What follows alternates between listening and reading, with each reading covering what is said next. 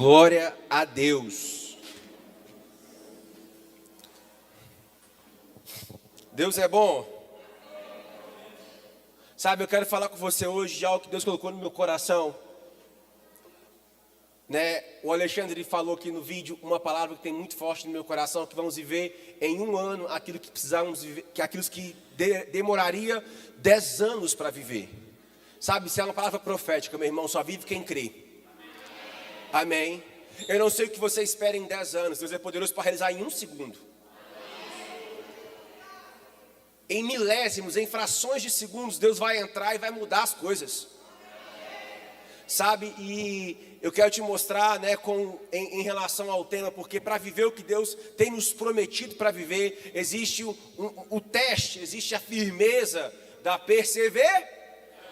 Vamos falar muito sobre isso, tem muita coisa para falar sobre isso, amém? Eu queria te indicar, eu acho que tem somente um livro desse aqui. Esse aqui é o livro do pastor Guilherme Ardiles, eu conheço ele. Ele é pastor missionário do Verbo da Vida em Montevidéu, no Uruguai.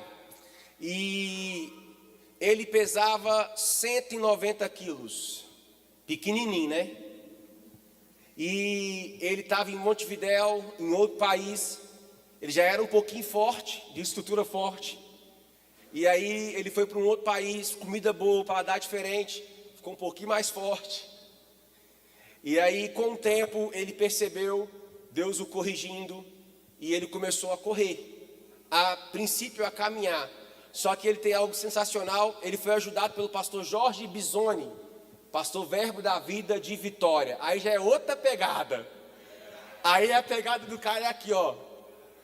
Lutador, tenente da aeronáutica, reformado, o cara já é outra pegada. O pastor ajudou ele, pastor Jorge, na verdade, ajuda todos nós. Quando você chega no Verbo da Vida Vitória, ele não te recebe com doce, com brigadeiro, com nada. Lá é na água e vai na fé. Todo mundo volta mais magro do Verbo da Vida Vitória. E o Guilherme foi ajudado pelo pastor Jorge Bisoni, que ajudou outros ministros, inclusive. E ele escreveu esse livro porque ele fala algo sensacional. Ele fala, e quando você põe na cabeça que tem que mudar, tem uma motivação, mas quando ela acaba? E aí? Quando a motivação acabar, o que você vai fazer? Quando aquele gás inicial que você tem para começar a passar?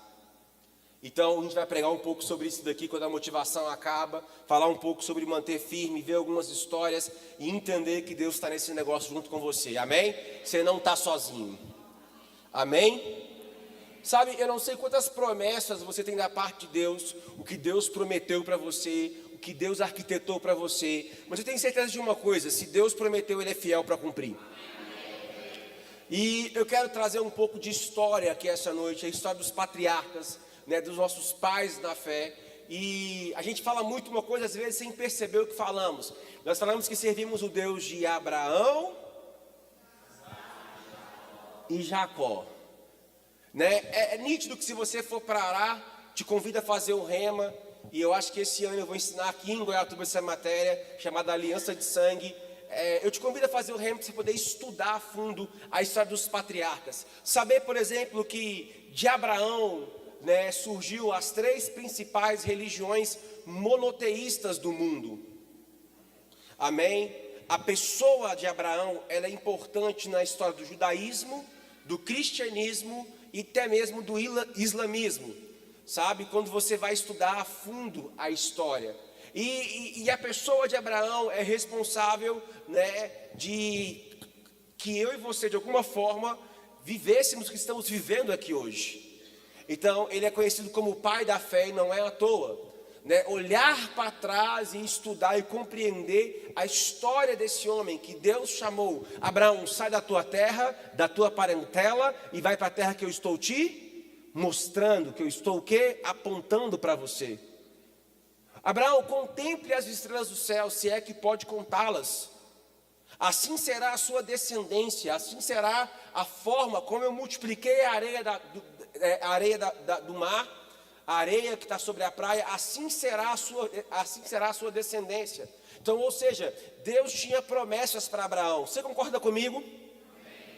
Mas Abraão, ele não viu o cumprimento de todas as promessas, porque ele partiu para o Senhor. Mas sabe de uma coisa? Você está aqui hoje cumprindo algo que Deus prometeu para Abraão. Você faz parte do cumprimento da promessa que Deus fez para Abraão. Então, quando você olha para Abraão, né, ele gerou Isaac, Isaac gerou Jacó. E eu quero começar com Jacó, porque o tempo é curto e eu quero ser bem objetivo aqui essa noite. Jacó significa trapaceiro. Ele me chama a atenção, me chamou muito mais a atenção a história de Jacó quando os meninos nasceram. Eu lembro que era 10 de maio de 2022, estava batendo 4 graus em BH, eu não podia sair do hospital ainda naquela época de pandemia, um pouco pós-pandemia. O hospital estava um pouco rígido ainda. A Isabela estava na cama, os meninos estavam na UTI, porque eram prematuros de 34 semanas. E aí Deus falou comigo assim: eu vou te ensinar algo sobre os gêmeos da Bíblia. Eu falei: gêmeos da Bíblia? Eu tinha esquecido. Os gêmeos da Bíblia, Esaú e Jacó. Jacó era gemelar do seu irmão Esaú, né? Esaú nasceu primeiro, Jacó nasceu depois. Recebeu esse nome de trapaceiro ou de usurpador, dependendo da tradução, porque a Bíblia fala que ele nasceu garrado ao calcanhar do seu irmão Esaú. E havia na cultura judaica, existe na cultura judaica a bênção de ser o primogênito. O que é o primogênito? É aquele que nasce primeiro. Se você é filho único, você é unigênito. Mas se você tem mais de um irmão e não foi o primeiro, você não é o primogênito. Por exemplo, entre os meus gêmeos, na diferença de 2 ou 3 minutos, eu não sei, a mãe sabe até os segundos, mas a mãe está dando aula hoje na igreja de criança, então ela não consegue me ajudar. José nasceu primeiro, João nasceu depois.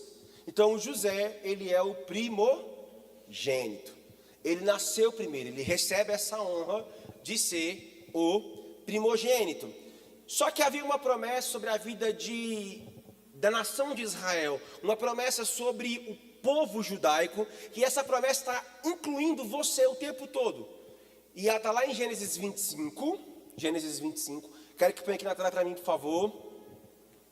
Eu vou ler só o versículo 23, mas você pode ler com calma a história de Jacó, Gênesis 25, do 19 ao 34, Gênesis 27, do 1 ao 40. Eu quero só esse verso, Gênesis 25, verso 23, aonde vai dizer assim: o maior respondeu-lhe o Senhor: 2 nações há no teu ventre, 2 povos, nascidos de ti, se dividirão. Um povo será mais forte que o outro, e o mais velho servirá ao mais moço. E eu gosto da expressão da minha Bíblia que eu tirei, que fala: o maior servirá o que? O menor. Agora eu já quero adiantar o que Deus está dizendo aqui nessa promessa. Deus está falando de uma descendência futura que Abraão teria. Abraão teria uma descendência natural. E quem é a descendência natural do povo de Abraão? Não, vamos lá. Quem é o povo natural de Abraão? Está lá no Oriente Médio, brigando com um tanto de gente. Israel.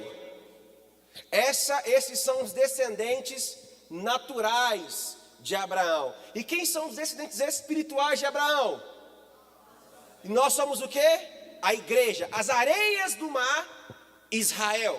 As estrelas dos céus, a igreja. A descendência espiritual de Abraão. Agora, o que ele quer dizer aqui já para adiantar? Quem é o maior? O estado de Israel. Quem é o menor? A igreja. Mas qual é a promessa? O maior servirá o menor. A gente vai entender que essa promessa está o tempo todo na Bíblia.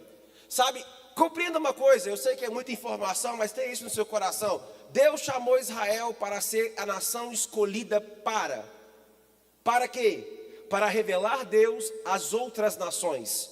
Deus não amou somente Israel, Deus amou o mundo. E porque Ele amou o mundo, Ele enviou o seu Filho, que morreu pelo mundo. Sempre foi interesse de Deus salvar a toda criatura. É por isso que o Evangelho é baseado no mandamento: ide por todo mundo. Vá em Tubiara, vá ao Gurupi, vá à Índia, vá à China, vá ao Paraguai, vá ao Chile e pregue o evangelho a toda criatura, para que eles possam ouvir a mensagem, receber a mensagem e serem salvos. Então, sabe, a gente tem que ter no nosso coração o seguinte, uma verdade espiritual: Israel não é superior à igreja. A gente compreende que Israel tem promessas específicas e elas vão ser cumpridas. Quer saber de uma coisa? Dificilmente você vai encontrar um judeu pobre. Por quê? Porque o judeu já compreendeu o que a igreja até hoje não compreendeu. Judeu tem educação financeira, ele guarda a parte do Senhor, ele faz aplicação, ele tem tudo, CBD, aplicação, renda variável, renda fixa. Judeu tem tudo. Só você ir no Higienópolis que você vai ver, eles têm dinheiro para comprar tudo. Por quê? Porque desde o princípio eles foram educados. Quem educou o judeu? A Torá. E o que é a Torá? Os 5 primeiros livros da Bíblia. O crente só não pratica. O crente só não vive o que está disponível para ele. Porque o mesmo Deus que quer abençoar a nação de Israel. Sabe, meu irmão, Israel hoje é um dos grandes exportadores de flor para o mundo. Isso é um tapa na nossa cara. É uma terra árida, é uma terra seca. Mas Israel entendeu que não é sobre a terra, é sobre quem fez a promessa. É um povo que prospera, porque basicamente, mesmo alguns ainda não reconhecendo Jesus como Salvador, aplicam os princípios, estão debaixo da bênção de Abraão. Estão debaixo da promessa que Deus fez para Abraão. É só você, eu queria te contar muita coisa, mas se você estudar um pouco a história da nação de Israel, é fantástica. Tentaram destruir, acabar com Israel, não foi só uma vez. Foram várias e várias vezes ao longo da história. Nenhuma delas foi bem sucedida. Toda vez que tentaram destruir Israel, Israel se reconstrói. É algo fascinante. Só o que Hitler tentou fazer com os judeus e não conseguiu, já era motivo para acabar com Israel e não conseguiu. O povo judeu se espalhou pelo mundo e parte deles vieram para o Brasil. E a gente deveria ter feito o que fizemos com os italianos, com os holandeses, com os espanhóis. Deveríamos ter abraçado o povo judeu mais. Mas a gente não fez isso. Eles pararam no lugar, não vou falar qual para não ofender ninguém aqui do Brasil, numa região específica da nossa nação.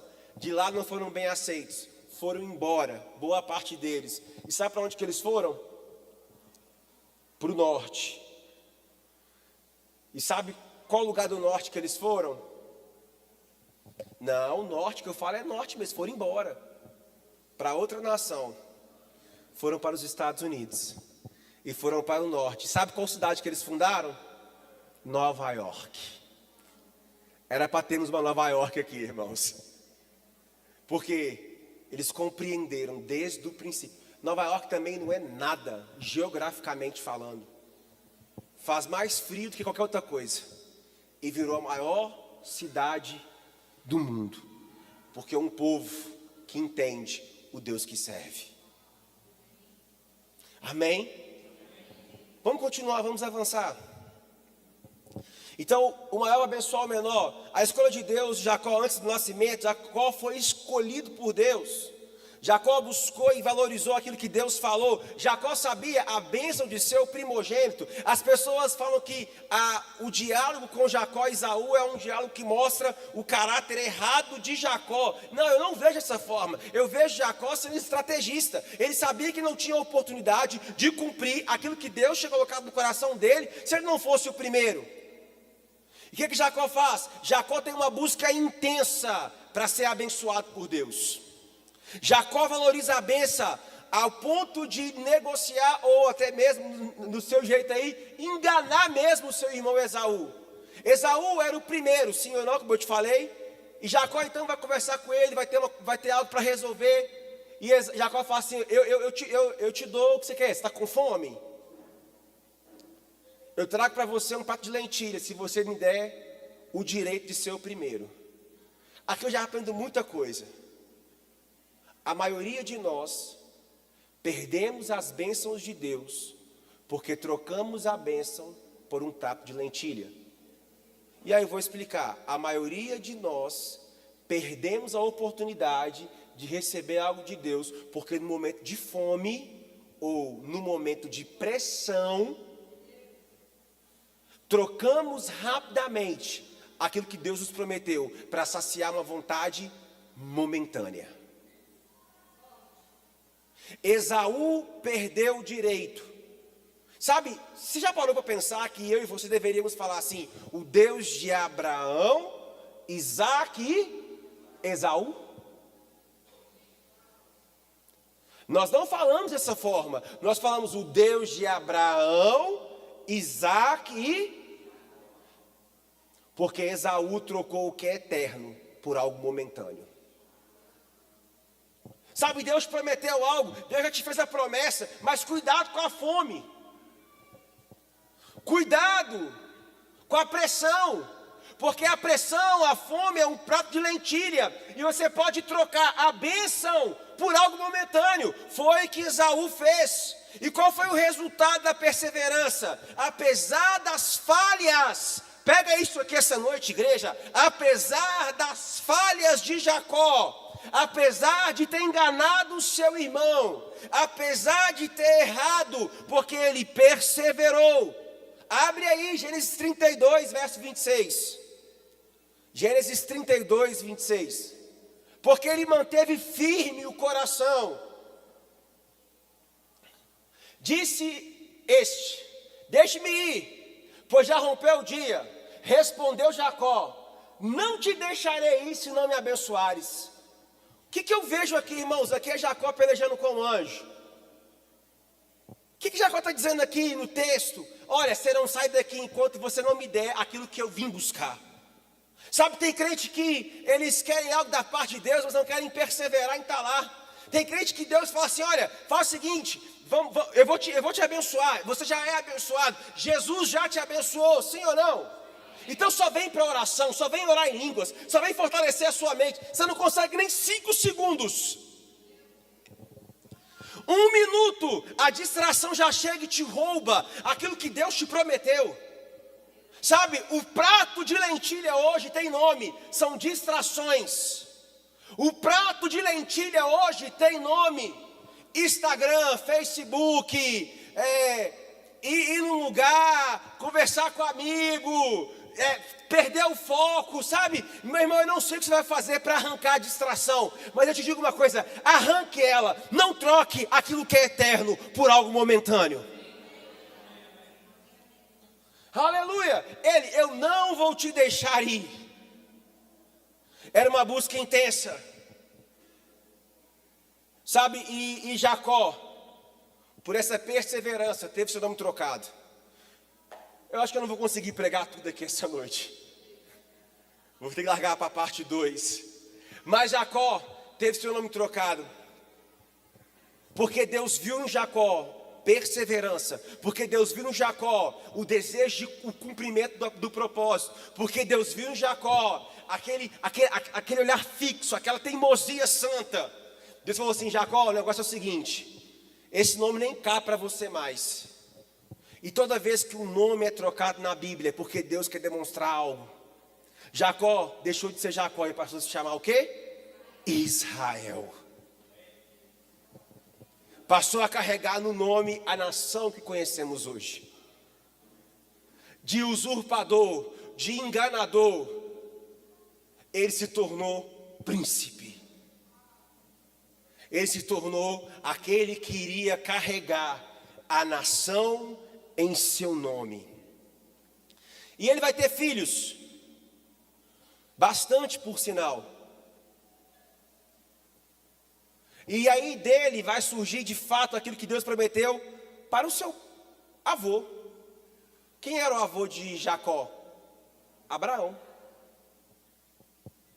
Agora, chamando Israel, ele vai ter os seus filhos. E entre os seus filhos vai nascer um chamado José. José significa aquele que acrescenta, aquele que veio para multiplicar, aquele que veio para somar. Agora, olha que é interessante. A gente tem que começar a prestar atenção na Bíblia. Nós não prestamos atenção na Bíblia. Quando Esaú e Jacó chegaram para o seu pai Isaque, quem foi abençoado primeiro? Presta atenção. Havia um princípio bíblico. Qual é o princípio bíblico? A bênção de ser o primogênito, de ser o primeiro. Jacó não tinha esse direito, correto? Seu irmão está com fome, está na pressão. Seu irmão então negocia com ele. E aí ele fala assim: olha, se você me der o direito de ser o primeiro, eu te dou um prato de comida. E aí o irmão aceita, porque a pressão falou mais alto, a fome falou mais alto, então me dá o prato de comida que eu vou comer. E aí então agora eles vão se apresentar diante do pai. Jacó, muito esperto, deu um jeito de se tornar parecido com seu irmão Esaú. O pai não estava enxergando tão bem. E o pai abençoa quem primeiro? Jacó. E ele recebeu a bênção do pai. E aí o nome dele é trocado quando ele briga com o anjo, porque ele é persistente. Ele paga as contas dos seus erros? Ele paga. O próprio sogro engana ele também. Depois com calma você vai ler, não tem como. A Bíblia mostra tudo, você planta, você colhe. Ele vai pagar a conta dos seus erros. Mas eu não quero focar aqui no erro dele não, eu quero focar nos acertos. E aí você vê então que ele vai ter filhos. E entre os filhos de Jacó vai nascer José. E José é o filho mais novo. A Bíblia fala que ele tinha uma túnica colorida, diferente dos irmãos. Ele era o xodó do pai, o caçula. Se é bom ser primogênito, eu acho que melhor ainda é ser caçula. Pelo menos, naturalmente falando. Porque o caçulinha, meu irmão, parece que tem um xodózinho a mais. Parece que tem um negócio específico com ele ali, amém? E nasce José, em Gênesis 37, 41 a 50 você vê, Gênesis 45 também você vê. E José foi traído e vendido como escravo pelos seus próprios irmãos. Por que isso acontece com José? Então fique comigo aqui. Abraão gerou Isaque, Isaque gerou Jacó, e Jacó gerou José e seus irmãos. E os irmãos de José ficaram com inveja dele. Esse negócio de ter inveja de irmão já é antigo, tá vendo? Não é algo novo não. Os próprios irmãos invejaram José, porque José teve um sonho, onde o pai e a mãe dele e os demais irmãos se curvavam diante dele, e ele contou o seu sonho. Ele era conhecido como sonhador, ele era conhecido como tagarela. Ele era visto dessa forma pelos seus irmãos. Então os irmãos vão armar uma arapuca para o José e vão vender José como escravo. José também, sendo bem rápido e objetivo aqui, José também é uma tipificação de Cristo, daquilo que Cristo iria passar na terra. É só você observar. José é traído e vendido como escravo pelos... Jesus também é traído por quem? Pelos seus. José é vendido com quantas moedas de prata? Vamos lá, gente, cadê o povo do reino formado? José é vendido com quantas moedas de prata? 30. Jesus também. José vai pagar uma conta que não é dele. Jesus pagou uma conta que não era. Mas no tempo certo Jesus foi exaltado. No tempo certo também José é.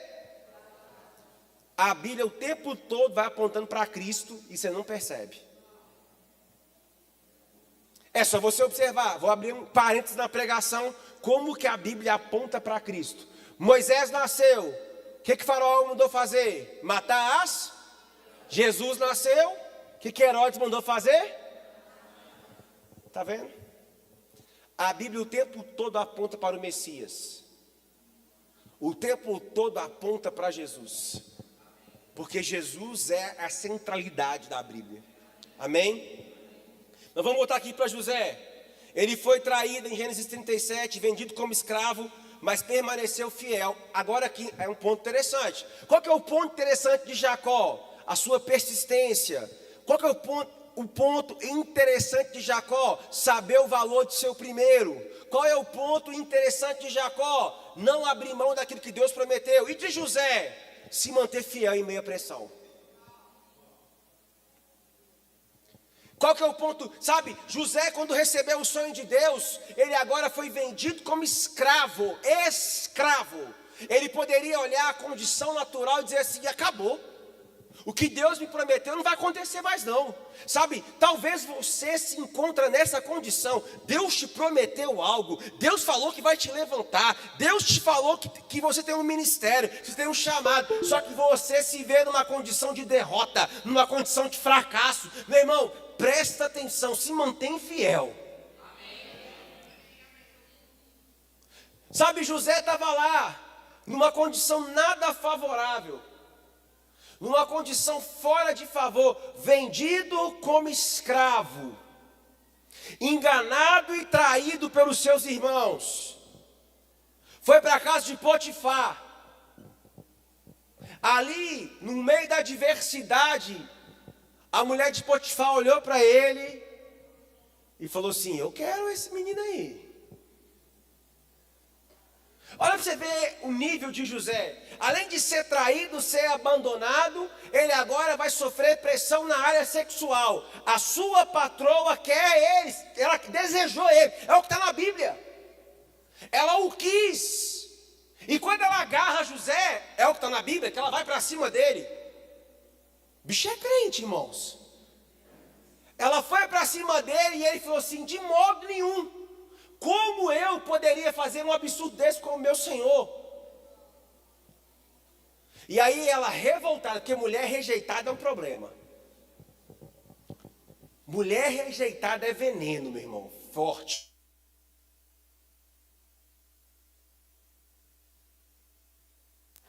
O silêncio até apoderou.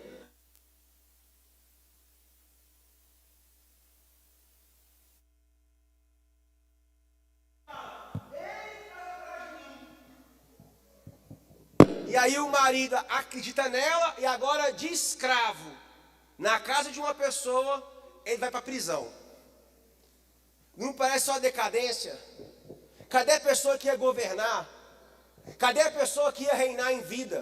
Talvez é assim a sua história. Você fez um rema, Deus te prometeu coisas e você aprendeu que você pode governar, que você pode reinar, que você pode prosperar. Mas quando você abre a sua conta bancária, menos 327.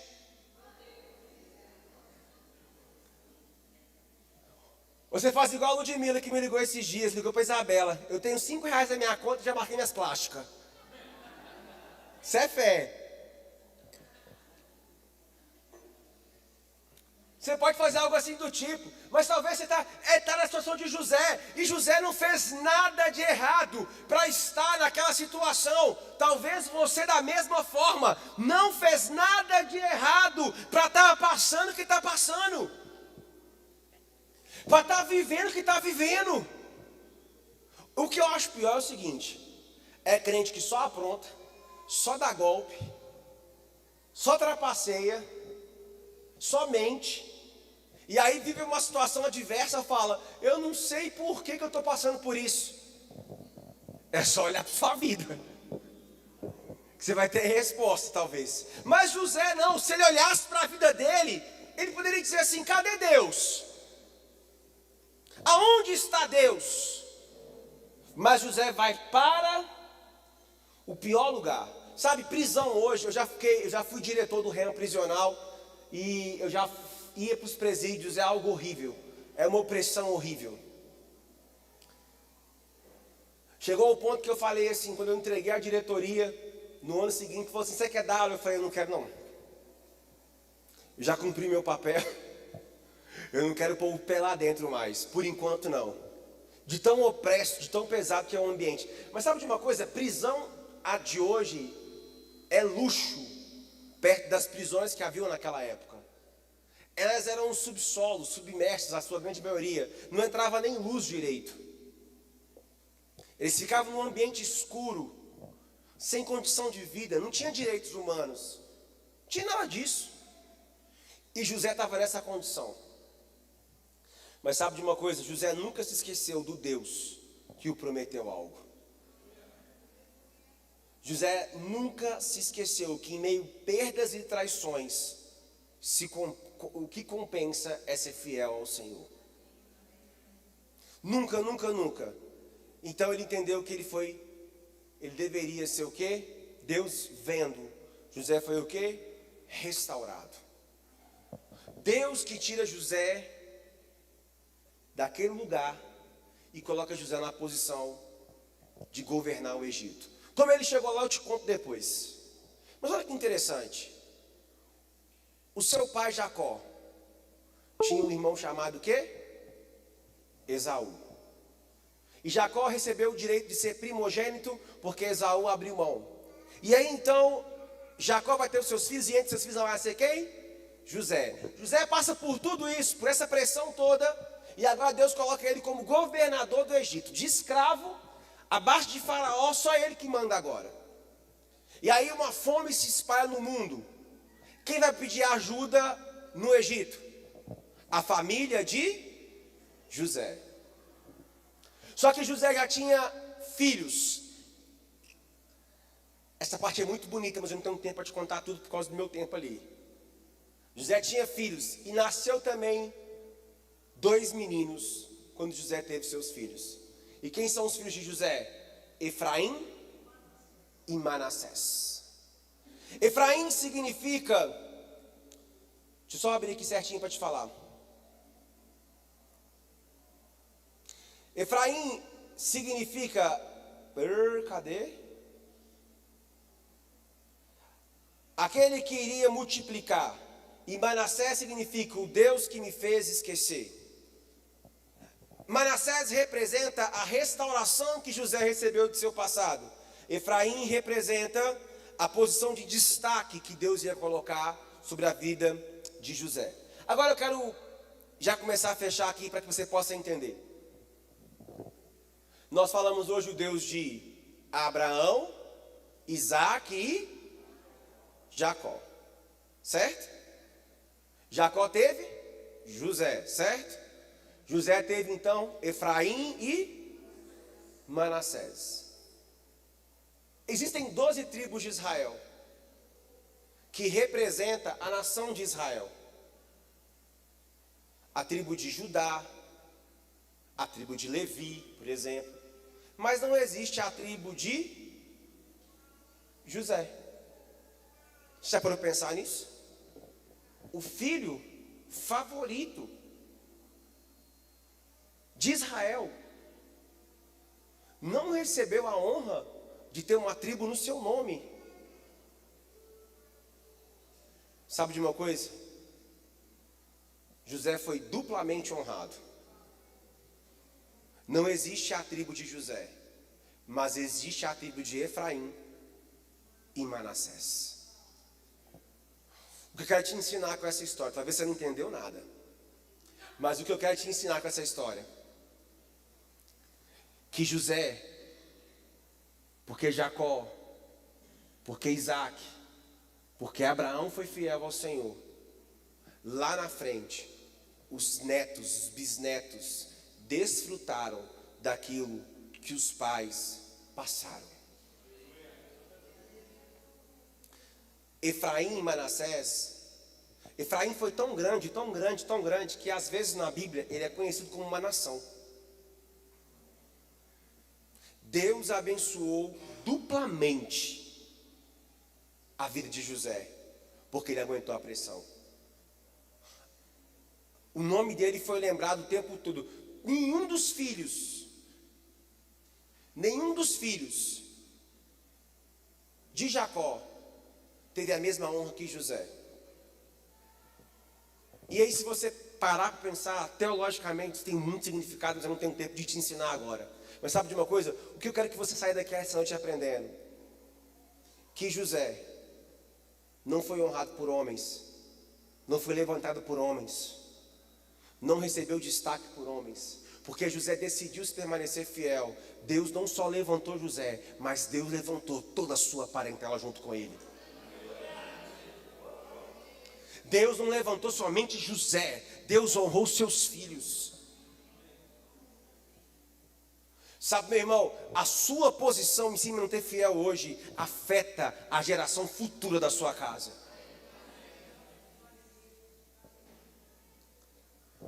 A gente pensa o seguinte: irmãos, deixa eu te contar uma coisa. Deixa eu te contar um negócio aqui, eu quero encerrar com isso. Eu venho de uma família cristã, tios pastores. 3 tios pastores. 2 picareta e 1 santo. Não tem problema nenhum de falar isso para você.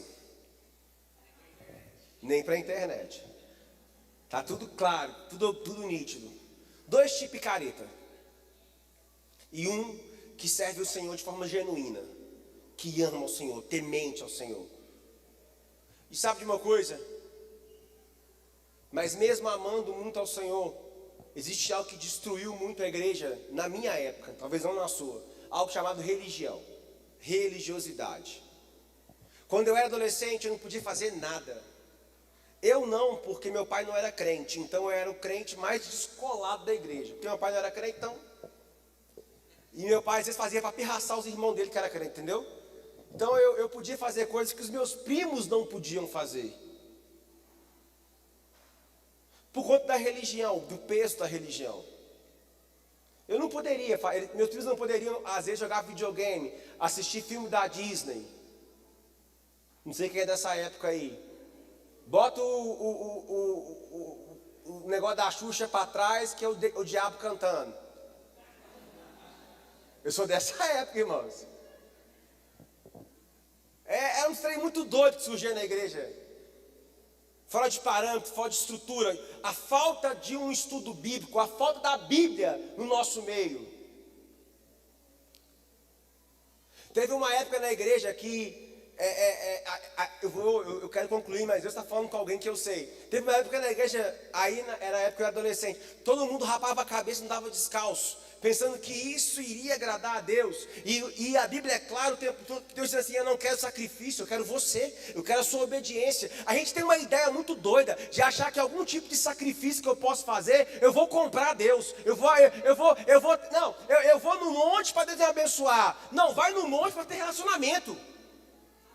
E no monte não é errado, mas vai no monte para estar com o seu pai, não para ele te dar algo. Vou fazer um voto, um propósito, vou pagar um preço. Aí eu te pergunto: que preço você pode pagar mais alto que Jesus pagou por você? Mas a nossa mente é contaminada pela religião. Eu sei do que eu estou falando. Quando eu escutei, dentro do Seminário Teológico Carisma, sentado na Lagoinha, o pastor Márcio olhar para mim e dizer assim: filho, você é a justiça de Deus. Eu falei: você não está louco? Ele está ficando gagá. Como é que ele pode dizer que eu sou perdoado, que eu sou santo e eu não sou pecador? Por quê? Porque a minha mente era contaminada pela religião. A minha mente era contaminada, sabe? Pior do que viver no pecado é viver na religião. A religião aprisiona a gente. Eu achava que era o meu mérito, que era o meu esforço, que eu tinha que fazer algo para agradar a Deus. Uma mente voltada para a carne. Sabe, Deus não quer que eu faça algo, Ele quer que eu me torne algo. Não é sobre fazer, é sobre se tornar o Filho de Deus. É sobre abraçar a nova criação. E, irmãos, por que tudo isso eu estou te contando? Porque Deus prometeu há anos atrás aos patriarcas promessas que eu e você deveríamos estar vivendo.